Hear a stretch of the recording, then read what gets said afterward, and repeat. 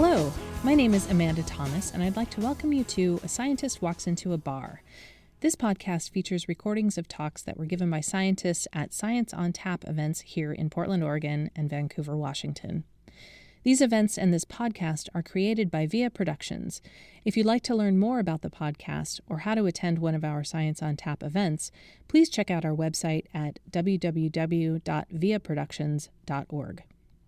This episode features a recording of a talk given on October 3rd, 2016 by Dr. Larry Sherman, who is a neuroscientist at Oregon Health and Science University. A few quick notes about the recording.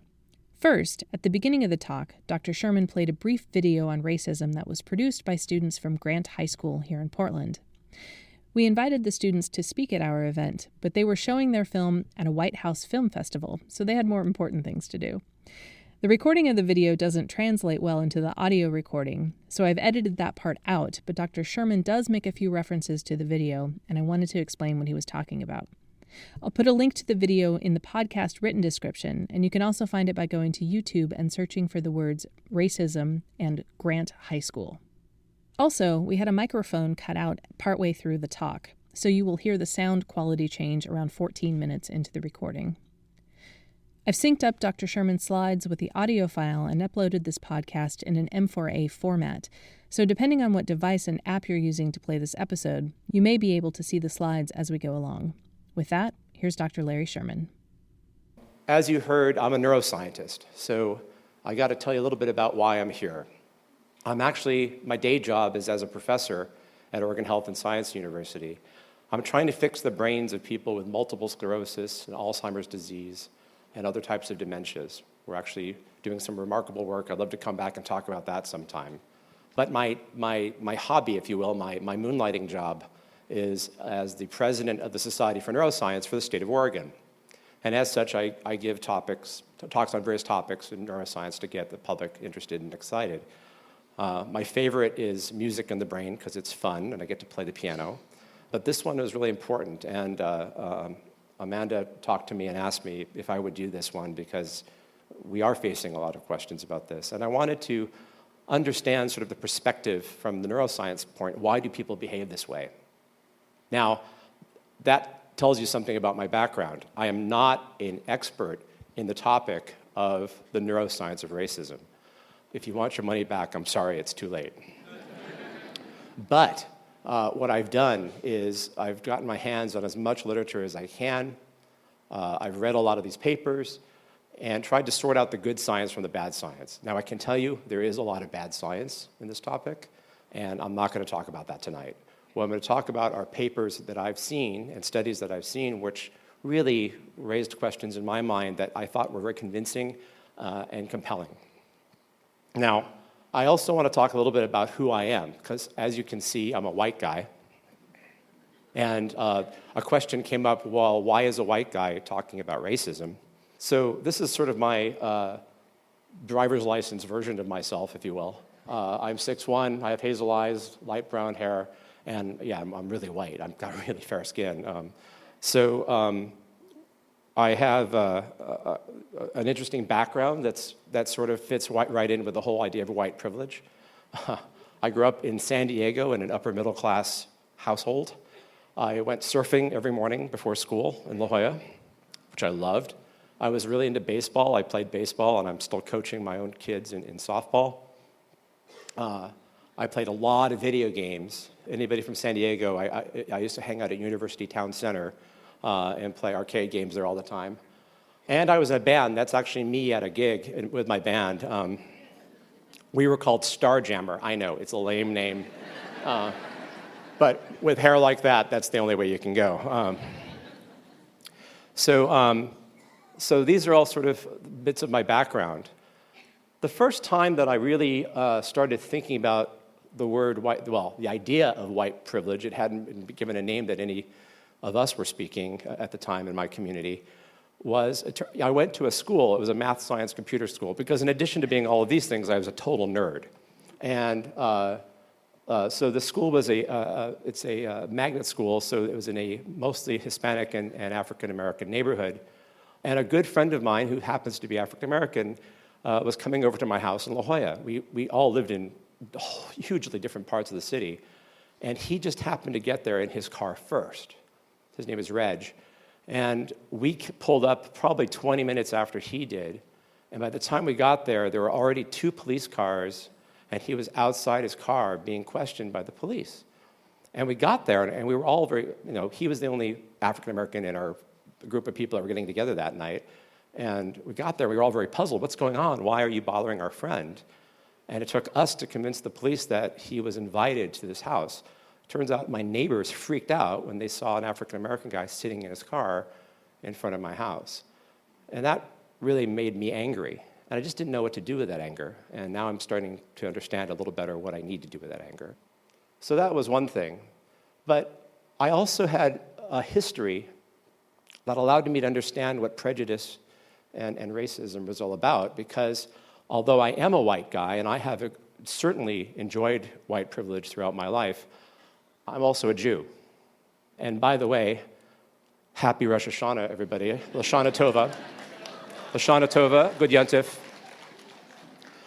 In fact, I just spent the morning in services with a good friend of mine, and we were talking about this talk tonight, because really I should be back at services right now.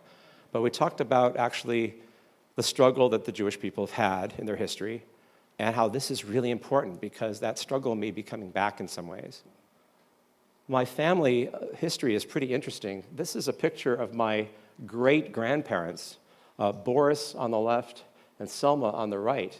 Now, he grew up in Odessa. He's the 9th child in a long family line, and she grew up only 150 miles away in a town called Kolomaya, which was at the time part of the Austrian Empire. So he spoke Russian, and she spoke German. And they both escaped their families to come to America. So they grew up 150 miles away from each other, all the way over there, and met in Minneapolis, and got married.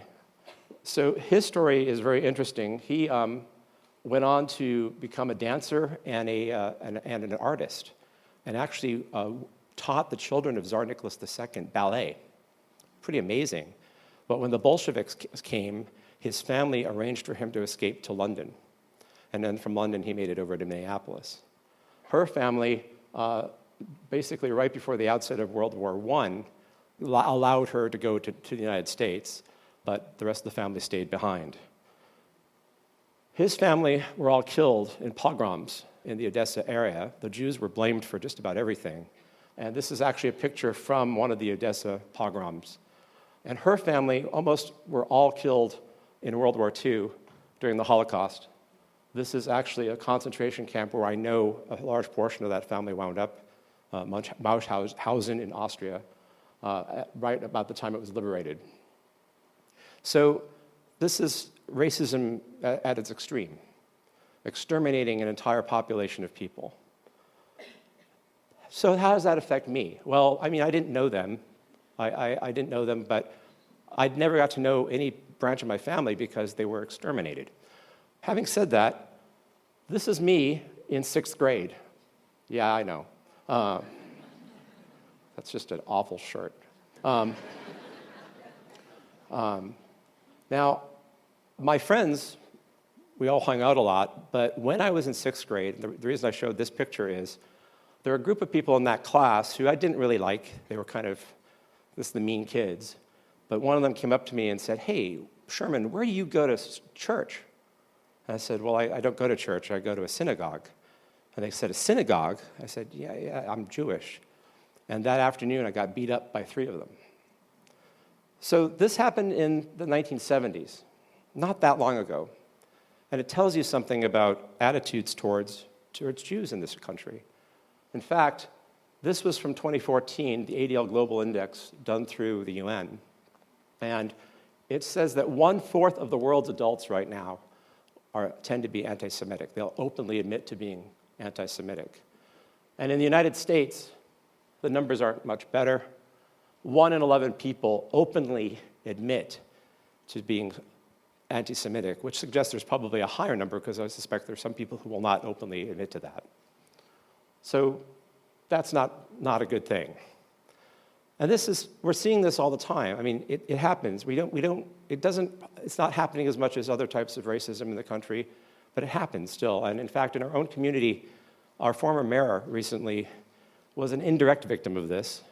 And I don't know how many of you know the history of Vera Katz. You may have loved her as mayor, you may have hated her as mayor, but it's a pretty remarkable family story. She was actually born in Russia, and during the pogroms, their family made it to Dusseldorf in Germany. And that was in 1933, but things didn't stay stable there for very long for Jews. So they had to go to France when she was just 2 years old. And then from there, after France was invaded by the Nazis, she had to go to Spain by foot. They actually went over the Pyrenees Mountains, which is amazing. They finally managed to get to New York City, and then she came out to Portland. She was elected to the Oregon House in 1972, became the first woman to be Speaker of the House in 1985, and then served 3 terms as Portland's mayor. But just last week, the statue of her on the Esplanade was vandalized, and this was how it was vandalized. So this is in our community. Now, I'm talking about anti-Semitism as a personal experience, but there's a greater problem beyond anti-Semitism, as I think everyone in this room knows. This is from an Associated Press survey from 2012. Now, Associated Press surveys are not that great in terms of their scientific validity, but the numbers are high enough that you have to insist that there's something going on here. Up to 56% of Americans surveyed expressed extreme negative feelings about African Americans. And up to 57% felt the same way about Latino Americans. Now, again, coming back to our own community, we see signs of this all the time. This happened just a few years ago in North Portland. There was vandalism, there was property damage in this property, and very racist graffiti. But just a few months ago, outside a rally for Donald Trump, this was happening. And when I see this, and when I hear the rhetoric that we're hearing right now, it makes me understand really where the problem lies. We have a big problem, and we need to talk about it. And that's what I want to kind of help people do tonight. Now, you think that's bad. Now, I'm a huge baseball fan, and this is a study that really disturbed me. This was a study where over 2.1 million pitches over the course of 2 seasons, 2004 and 2006, were analyzed. And what they found was that if the umpire and the pitcher were the same race, the number of strikes called was much higher. Now, that just pisses me off. Because baseball, man, it's supposed to transcend all of that, but it doesn't. Now, is this conscious? Probably not. It's probably subconscious. But it, again, raises a question. Why do people's brains do that? Why do people do this? Why do they get into these patterns of behaviors? And why is it so extreme sometimes?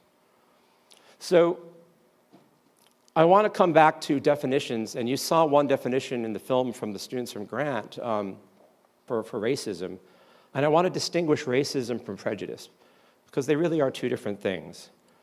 When I think about prejudice, what it really is a behavior towards an out group by members of an in group.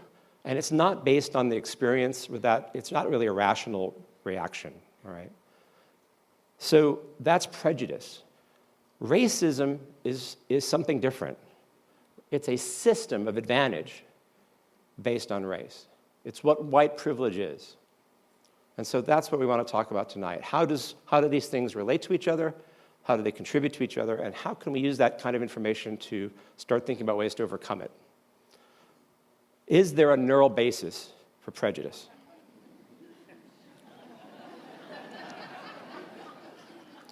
Now, I don't mean to suggest that racists really have smaller brains, but do they have different brains? So if that's a question that we have to ask, let's get to it. Are we born with racial or group prejudice? Well, it doesn't seem so.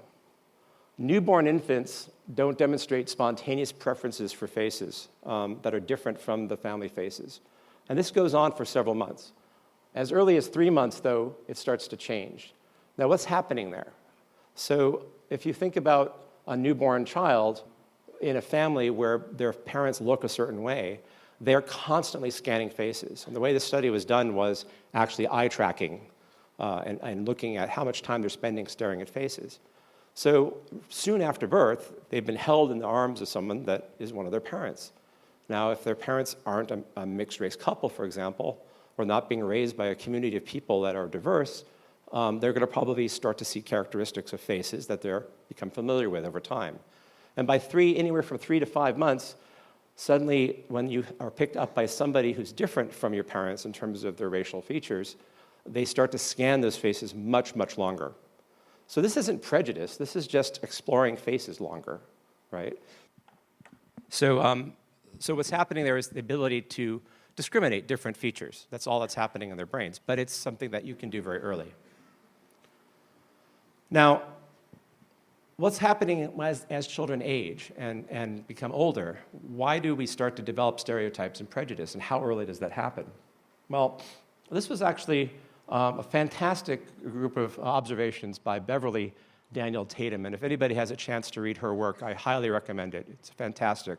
She wrote a book called Why Do All the Black Kids Sit Together in the Cafeteria, and several other articles that are really enlightening.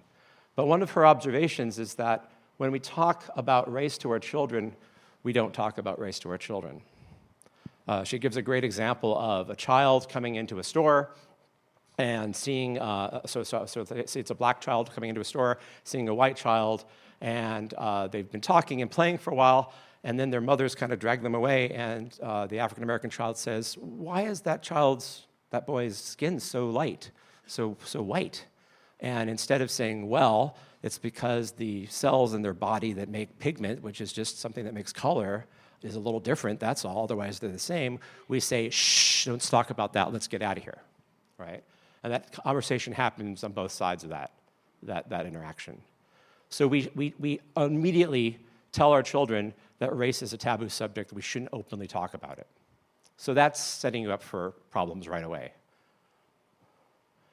The other problem is that in this country, and in other countries, our children are being exposed to stereotypes at a very early age, and they're being bombarded with them. Images on television, in movies, in books, magazines, our advertising, everywhere you look. People are not being portrayed as real people of color in particular. So there's a real problem here because you're getting this information into these growing brains, and they're not seeing these people that are not like them as people. They're seeing them as stereotypes. Now, when I was growing up, the idea was in the 60s and the 70s that we should all somehow achieve color blindness, right? And that was really emphasized on one of my favorite television shows, Star Trek, it's the 50th anniversary of the original Star Trek. Now, you look at the bridge of the Enterprise, and Gene Roddenberry was doing something that nobody else was doing. You had a Russian, for God's sakes, and this was in the middle of the Cold War. You had a swashbuckler. You had a country doctor. You had an Asian fellow, who, by the way, turns out to be gay, which is awesome. You had a Scotsman, and we know about that. And remarkably, for the actual first time in television, we had an African-American woman who wasn't doing some sort of menial job or being just sidetracked. She was an officer. She was an officer with huge responsibilities. She was doing important things on the deck of the Enterprise. Nichelle Nichols was a singer and an actress, and she took on this role. And what's interesting is, as Lieutenant Uhura, she had a huge number of fans, and one of her fans, it turns out, was Martin Luther King. She was going to quit the show after the first season. She'd been offered a position, a singing job in Broadway, and she was at a party, and apparently Martin Luther King was there, and somebody said, by the way, one of your biggest fans is here, and it was Dr. King. And she was flabbergasted, of course. And she told him how, yeah, she's probably going to quit the show. And he got really upset. And this is actually serious. He said, listen, you can't quit this show. You can't quit this show. You are a role model for a generation of girls. You are a role model for African American women in this country. It's such an important thing that you're doing. And if you leave, I have great respect for Gene Roddenberry, but he could replace you with an alien, right?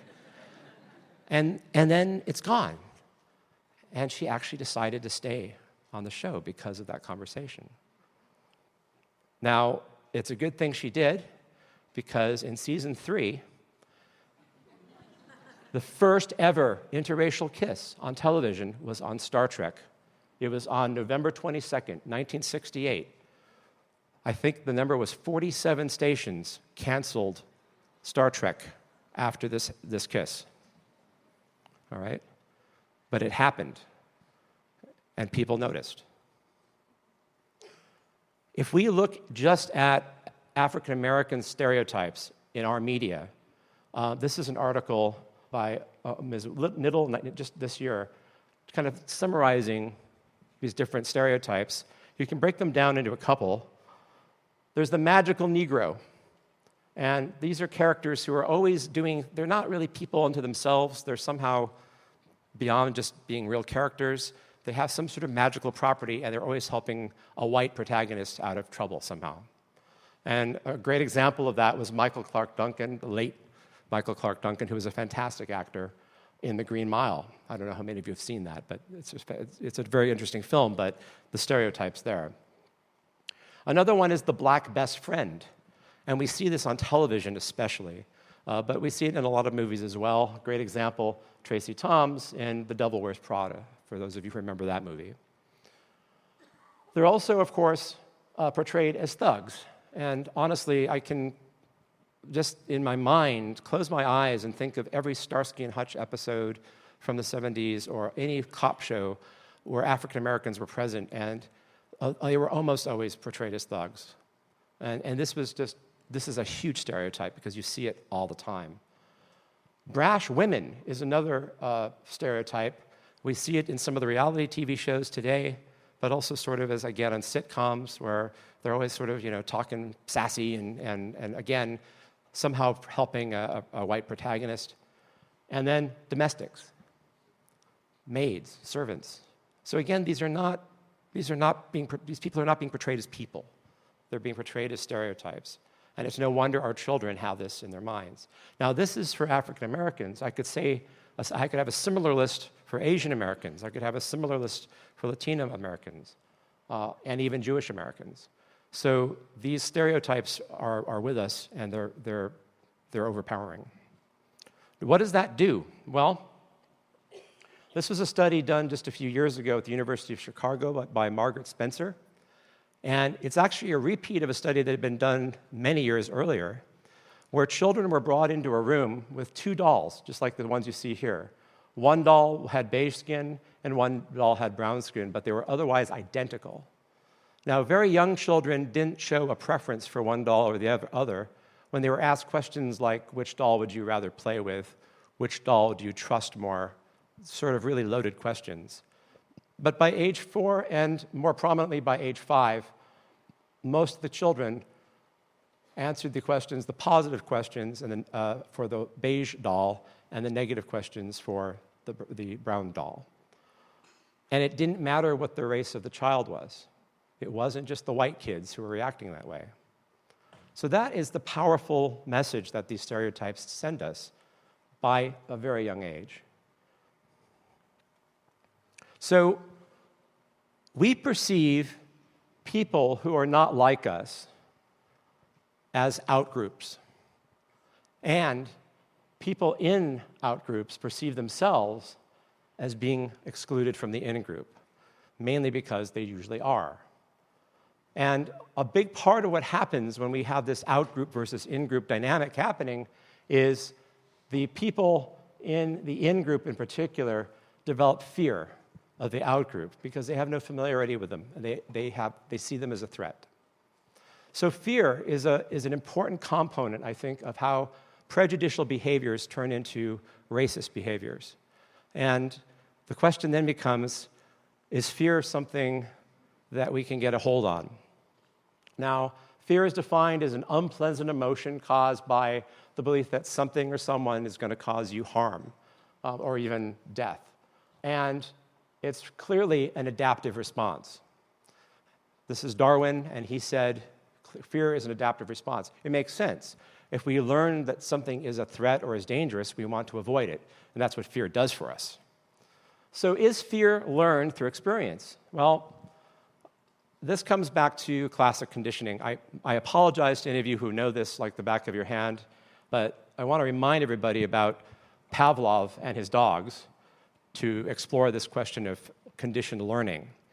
And Pavlov, as many of you know, had this observation that he had dogs in his kennel in his laboratory, and he noticed one day that whenever a particular technician came into the room, even if he wasn't carrying food, this technician was always the guy who brought the food in for the dogs.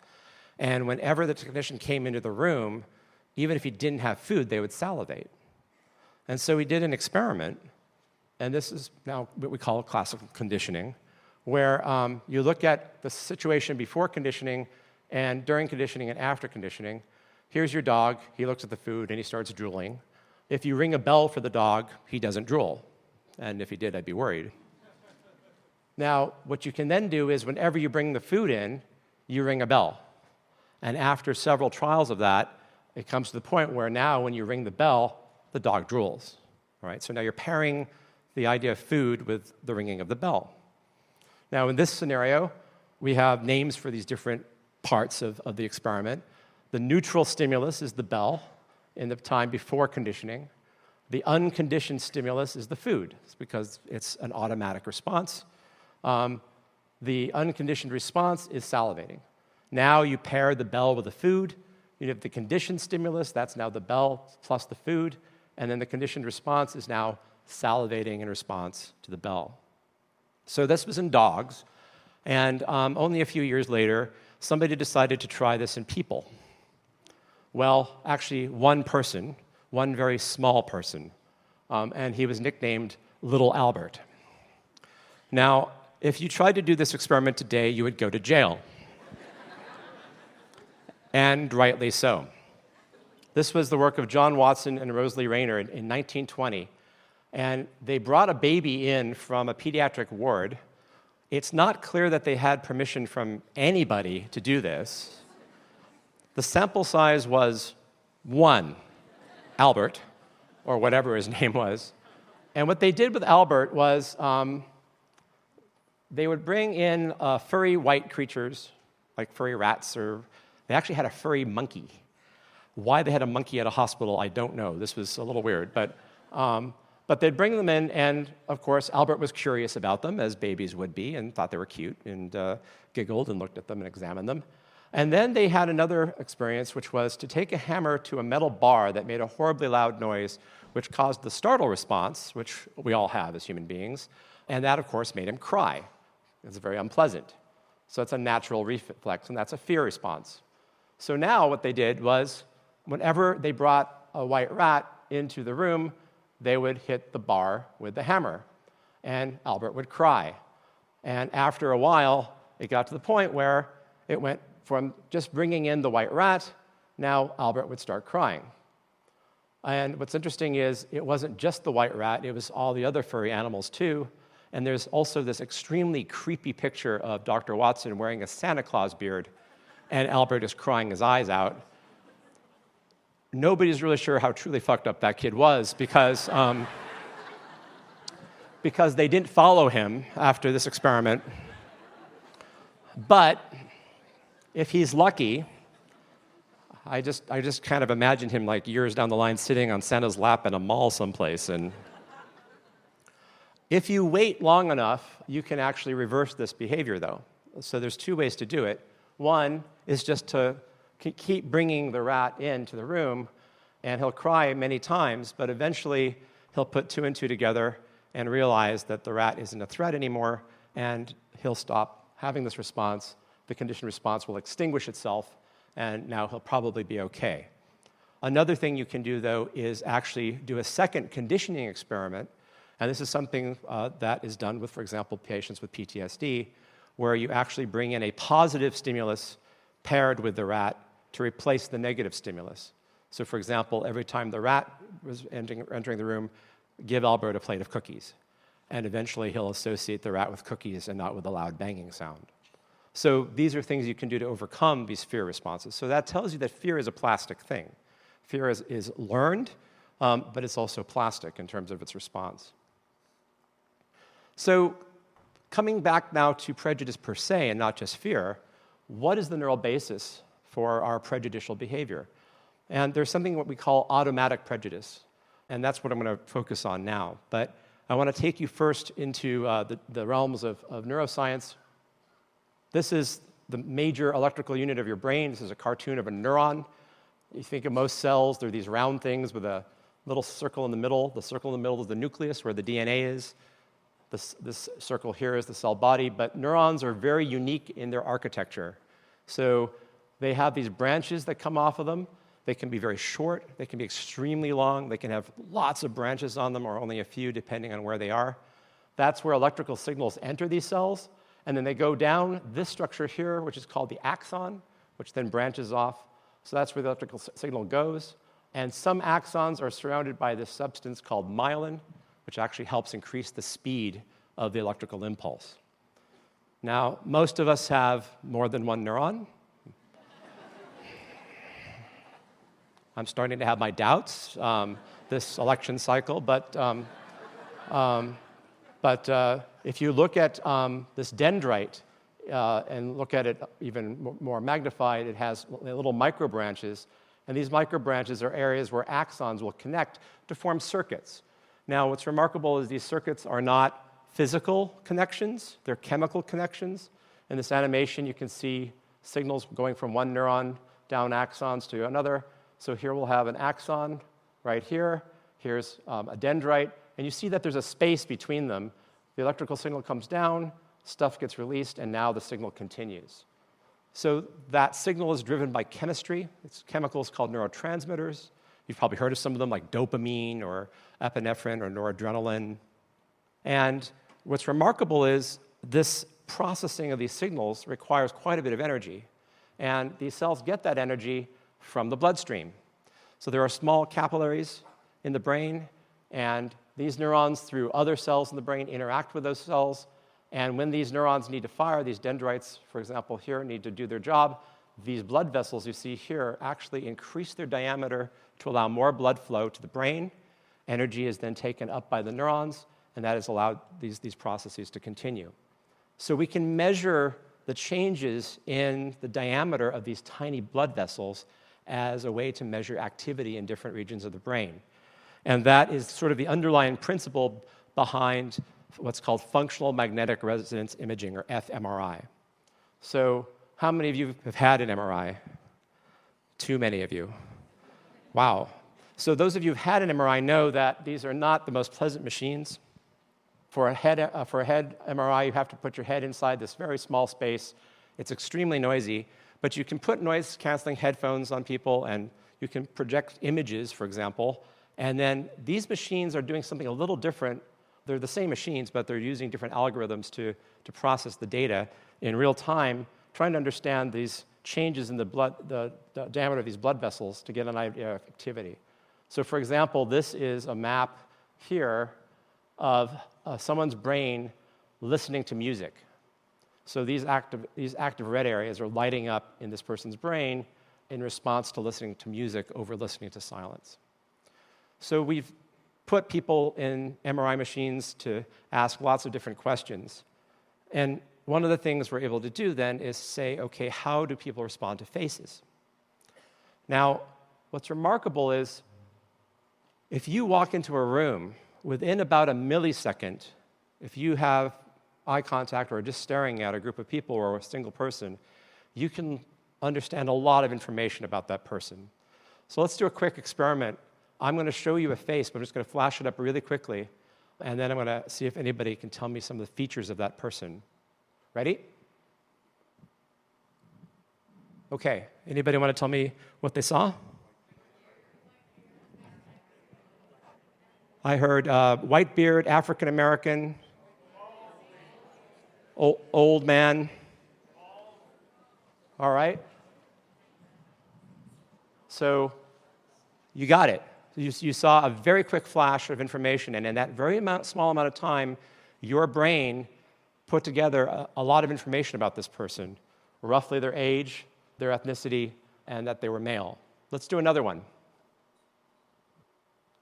Anybody want to try that one?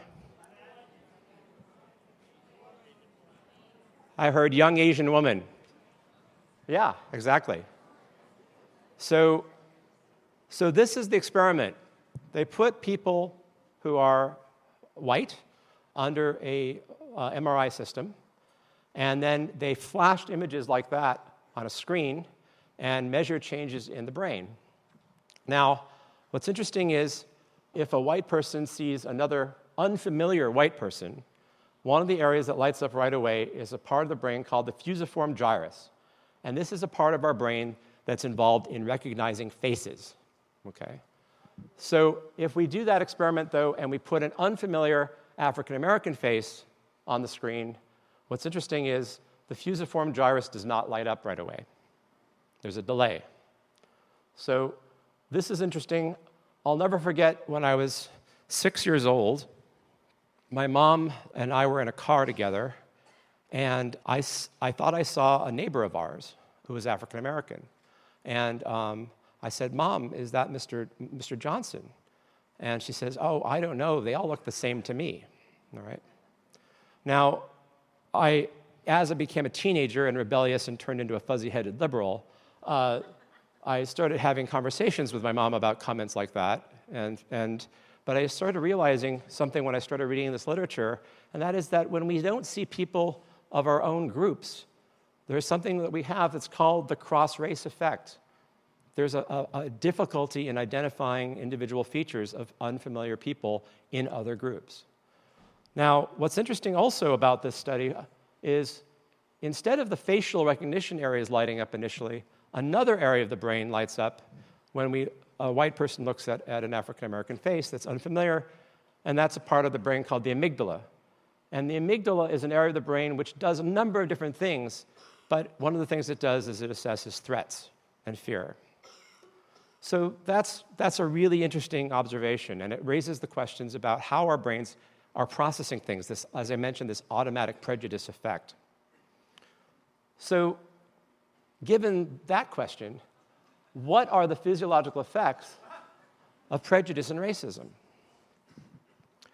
Well, one of the things that we know happens is stress is a huge part of being a victim of racism. Interestingly, as I'll show you too, also of being a racist. And one of the stress effects that happens involves our adrenal glands, our endocrine system. So when we are under states of stress, one of the things that happens is a part of our brain called the hypothalamus releases a hormone called corticotropin-releasing hormone, or CRH. That, in turn, triggers our pituitary glands to release another factor into our bloodstream. It's called adrenocorticotropic hormone.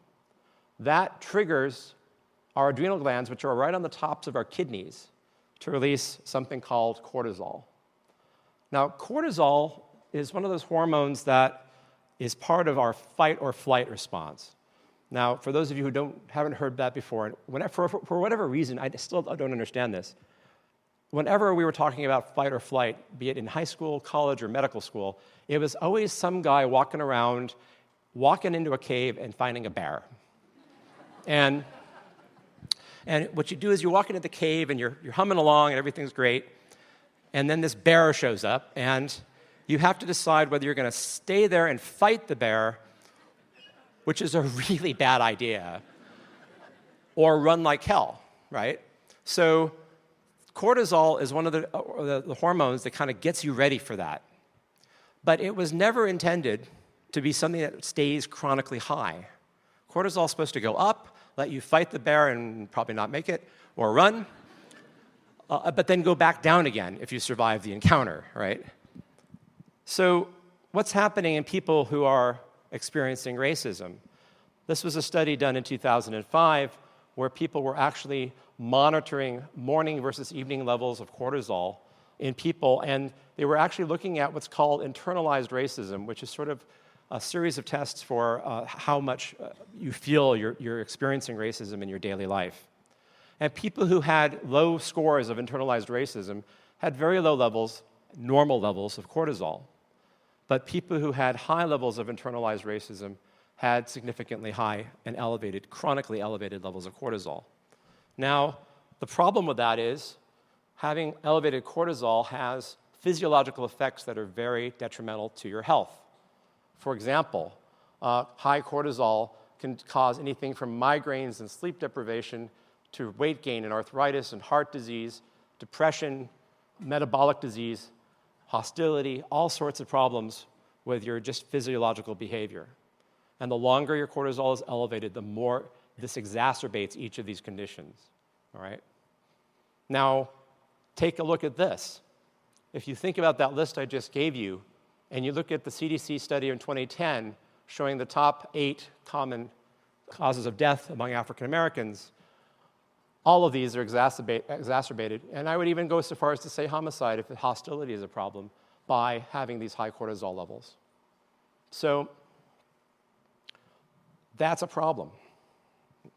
It's really unhealthy to be in a situation where you are experiencing racism.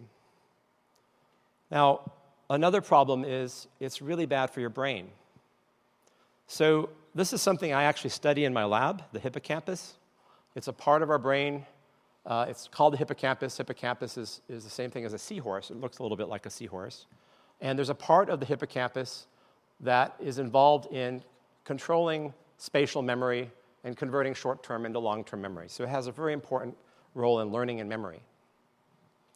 Now, in 1965, some people did a study trying to understand how cell division influences learning and memory.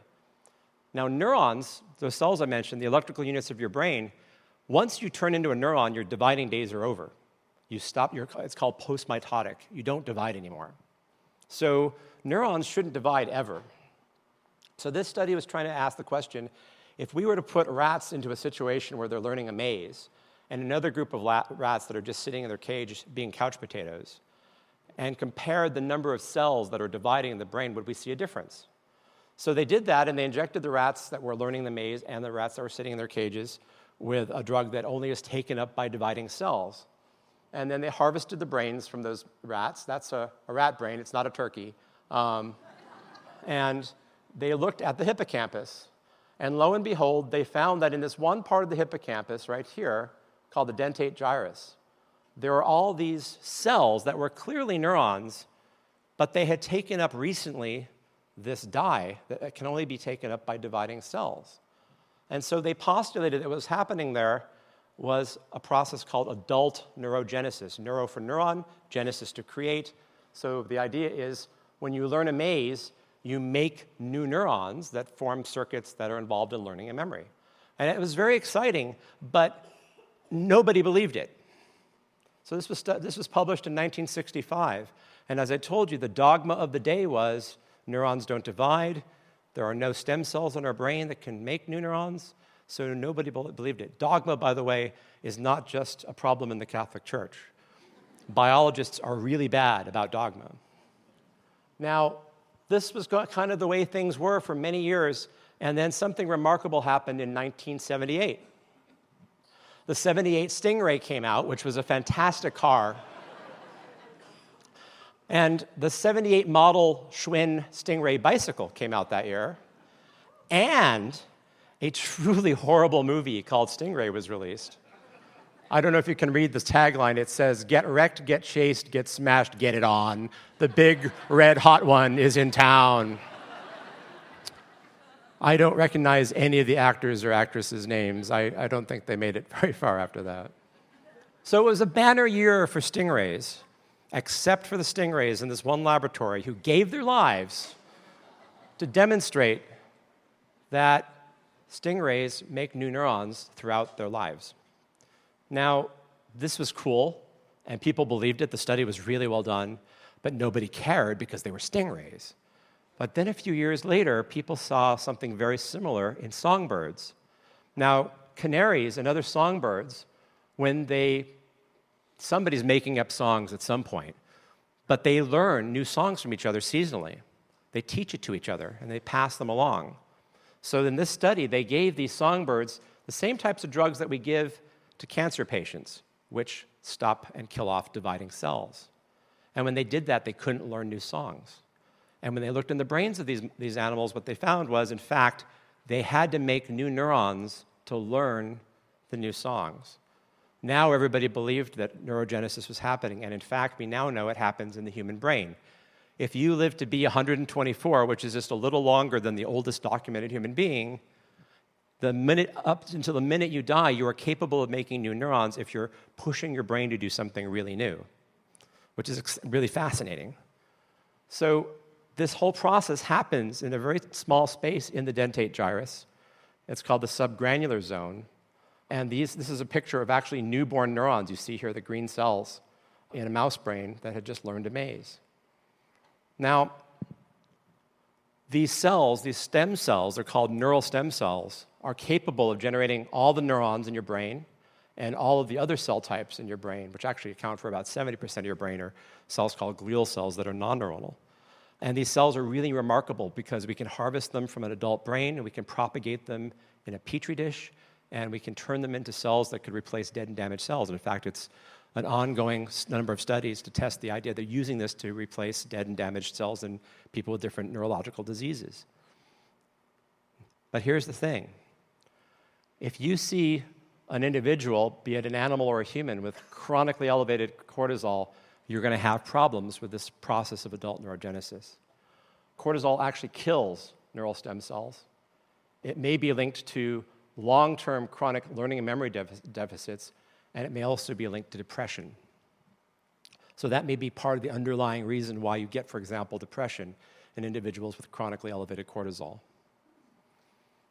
Here's another thing that we study in my lab, and that is how genes become regulated in cells by means that are other than just the DNA sequence. So there's this way that we can regulate gene expression that's been only known for a short time called epigenetics. So if we go back to our four-letter code of DNA, DNA is made up of four components: adenine for A, thymine T, guanine G, and cytosine C. So that's our alphabet for our DNA. And you can combine these together and make this double helix structure where you have strings of A's, T's, C's, and G's, and they bind to each other in complementary ways. So adenines always bind up to thymines, guanines always with cytosines. Now that double helix becomes unwound and read by the machinery of the cell to do something called transcription, where the DNA is transcribed into what we call RNA, in particular messenger RNA. And that has a slightly different code. Instead of thymine, you have uracil. So the T becomes replaced by a U, and it's single-stranded. Then the machinery of the cell reads that RNA and converts these three-letter codes into what we call amino acids: glycine, lysine, and leucine in this case. And then those amino acids get strung together to make proteins. And these proteins, of course, are what make the structures of our cells and our bodies. Now, what's interesting is we can turn some of these genes off by chemically modifying some of those cytosines I mentioned, some of those Cs. And that's done by adding what's called a methyl group, so it's called methylation. And it happens in usually the regulatory part of the DNA. So there's the part of our DNA that actually codes for stuff, like proteins, and then there's other parts of the DNA that control how those proteins are read and transcribed. So this is in the control regions. We can turn genes off by methylating them. Or on, and that's really important. And there's times when you want them on, and there's times when you want them off. Another thing we can do is actually change the way the DNA wraps around proteins to compact itself. These proteins are called histones, and those can also have modifications to them called acetylation. Now, what's interesting is chronically elevated stress, for example, that leads to elevated cortisol, actually causes altered DNA methylation in neuronal genes that control neuronal processing. Compared to white subjects, black subjects have really reduced levels of DNA methylation among people who have high levels of internalized racism. And what's interesting is when you look at some of the genes which are changing, those changes in methylation have also been linked to increased risk for cancer. So there's a cost, an incredible cost to being a victim of racism on our bodies. And we even understand some of the mechanisms behind it. Now, I mentioned these things that are happening in the brain. They also have effects that are physiological and controlled by the brain. And we can actually distinguish different types of stresses by the types of physiological responses we have. So if we're having a challenge, and challenges are good, right? We're posing ourselves with some sort of challenge, like trying to figure out a puzzle or something. More blood goes to the muscles, you have an enhanced physical performance. Playing a game of tennis, for example. More blood to the brain, enhancing your cognitive performance. Very good things. But if you're having a situation where you feel like you're under threat, now you have a different thing going on. Restriction of blood flow to the muscle and brain, and that cortisol rearing its ugly head. So does this happen in situations where there's interactions between a racist and a non-racist, or someone who is the victim of racism? How many of you guys have played Boggle? I think I remember that game. I sucked at it. I don't know why, but this was a study done with Boggle, and what they did was they brought white men and paired them with either white men or African American men, and then they started making all these measurements of autonomic nervous system responses, which they could do by either taking blood or just taking some saliva and then analyzing it. What happened was, when playing with a white partner, white subjects responded to the task with a physiological response that looked like a challenge. But when playing with a black partner, the white subject actually wound up having a task seen as a threat.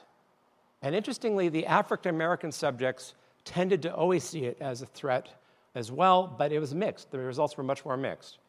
It was really clear, especially in white subjects who scored high on racial bias scores ahead of time, that this was a problem.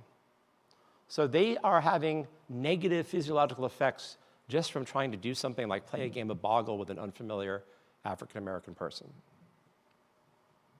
There's also this experiment where white subjects were recruited using a survey that measured relative levels of automatic prejudice, and they were paired with either white or black partners who interviewed them in a job interview-like setting, and there was a reward there. So they actually had reason to try to perform well in this task.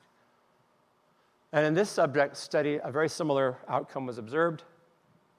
Among the more prejudiced subjects, cortisol levels spiked, and the level of another hormone, which actually is involved in repairing tissues following fight or flight responses, remained low when they were interviewed by non-white interviewers. In contrast, in the less prejudiced interviewers, the cortisol remained low, and these levels of this other hormone, DHEA, increased, again, more like a challenge type of response than a threat type response. So the conclusion of this is that racism is bad for the health of both the victims of racism, and it's also bad for racists. And if you think of someone who's in a situation where they are actively being racist because of their environment, that is stressful. So it's bad for them. They really need to change if they want to improve their health. I would argue that racism is a public health problem.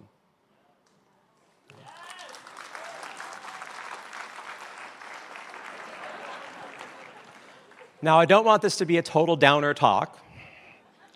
In fact, what I really want you to do is to take this information and understand, yes, we do have automatic prejudice. We have this lizard brain that does these things, but we also learn prejudice and racism. It's not something that we can just excuse because it's just something our brain does. We've got a big brain up here that can control that in big ways, and it needs to. And sometimes it does, and sometimes it doesn't. But how can we overcome some of this automatic prejudice? Well, here's a really remarkable thing. I'm going to tell you the second half of some of these studies. Now, I think those of you who know this actor and know the movie that this picture is from know that that character was not the particularly nice person. But when white subjects were shown familiar faces no matter what context. Guess what happened? Fusiform gyrus lit up. It's a facial recognition now. A little bit of familiarity, just knowing that the person was somebody that they had seen before, was enough to overcome this lack of facial recognition in the initial phases of viewing a face. Furthermore, in a case where they were being shown faces of strangers, if they had just 30 seconds of interaction with a face, they were being shown ahead of time, either in person or just like showing them the face before they went into the scanner and saying something about the person. They had a family of 2 and they loved football and whatever, something like that. Just a little bit of information.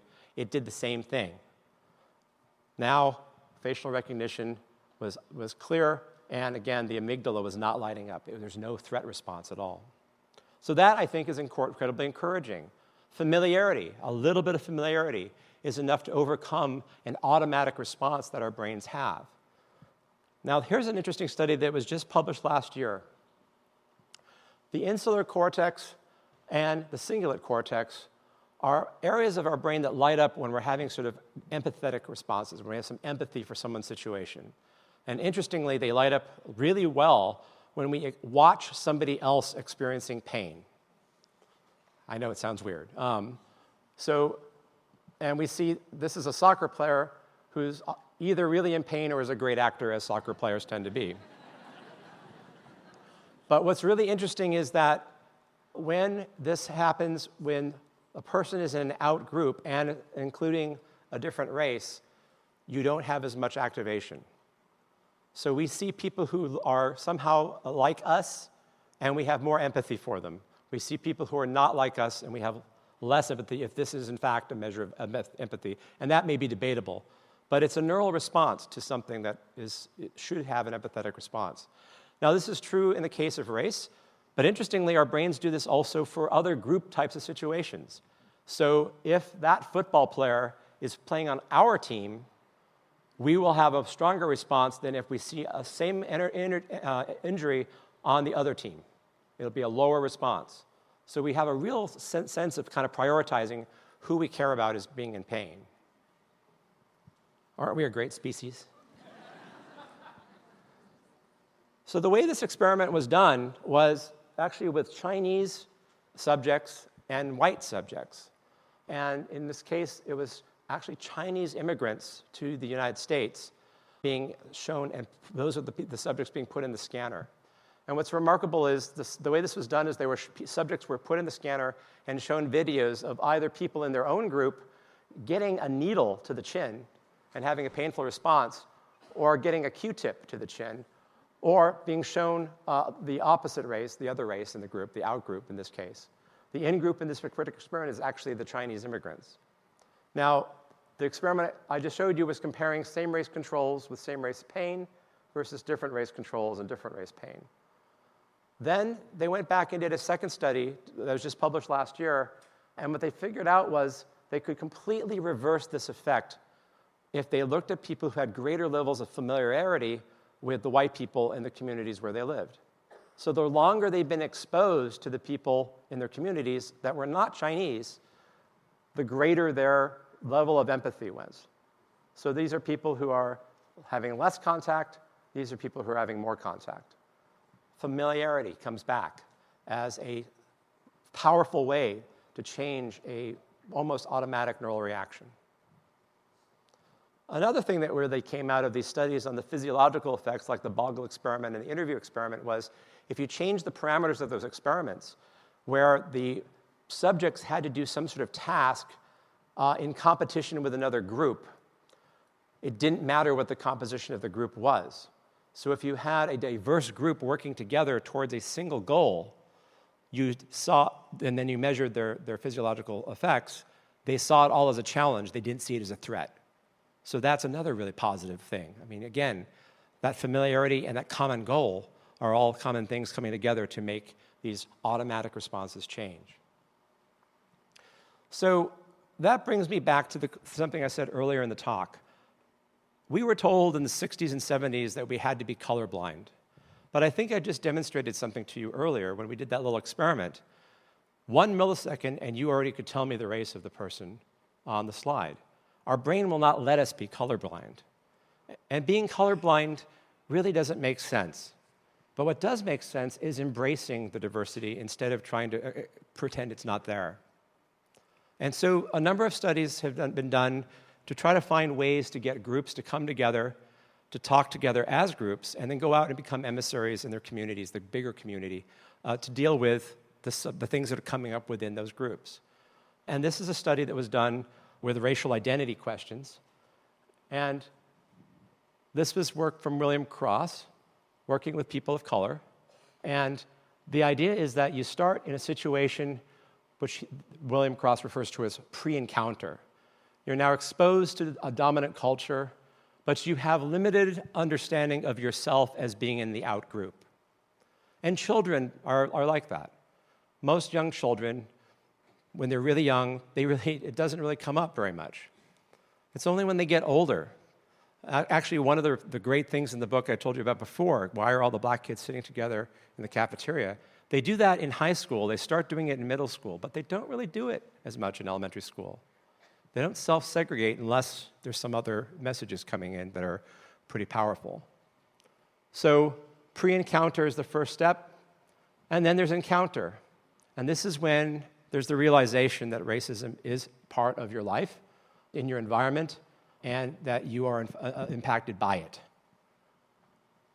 This goes to immersion and emersion, which is about redefining yourself and dissociating from a dominant culture and peer groups that are involved in racist behavior, and immersing yourself in your own peer group, your own racial group or in-group of your own, making your own in-group, basically. This goes to internalization, which is now a conscious embracing of that ethnic group. And finally, internalization and commitment. Being willing to become an emissary for your group to the larger community. Being able to say, this is what's happening in my community. And I think a lot of people are starting to do this. And it's not comfortable for a lot of people, but it's so important because it's the way you can actually make progress. Now, what's interesting is, if we ask students to identify themselves in certain ways, just to describe their characteristics, and give them a 10-second time limit, list as many things to describe yourself as you can, people of color will somehow get the word African American, Asian, Vietnamese, something like that, into that description. And women also tend to describe themselves as women. White males will never say white male on their lists, almost never. It's very uncommon. And in fact, if you then ask them to specifically describe their race, one of the words that comes up among white people is normal. Now, you're hissing, but it does make sense because of the way our society has presented itself, of the stereotypes and everything else. So we have to overcome that. And so I think the thing that we have to understand is that white people are a race too, right? So with that in mind, people of color get 5 stages, but white people get 6. And this is work by Janet Helms.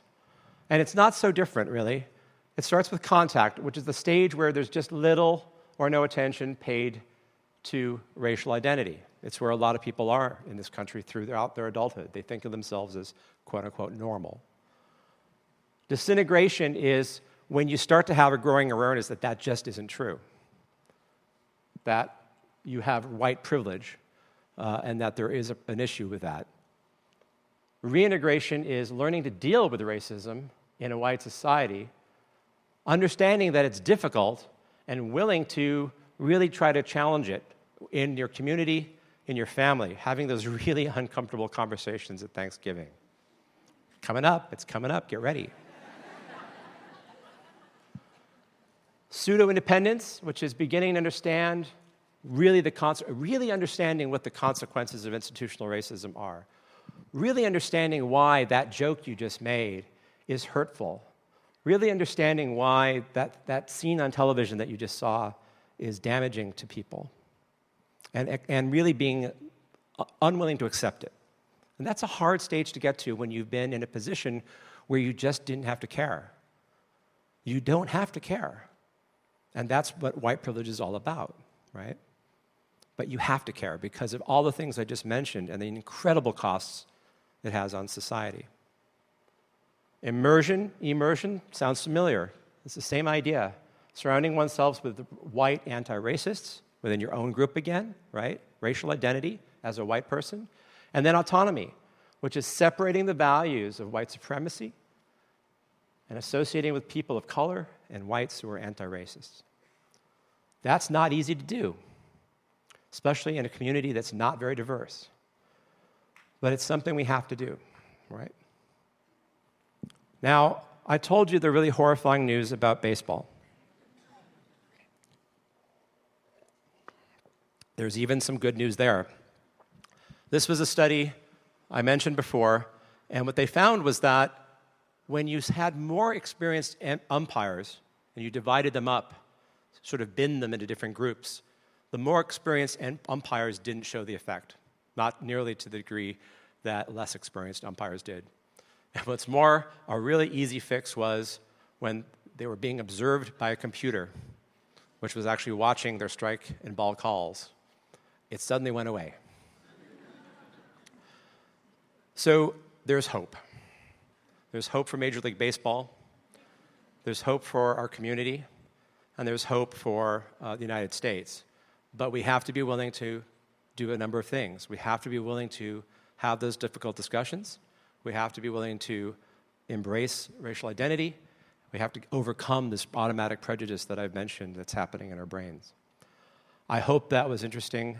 Thank you all so much for coming out tonight, and I'm happy to answer any questions.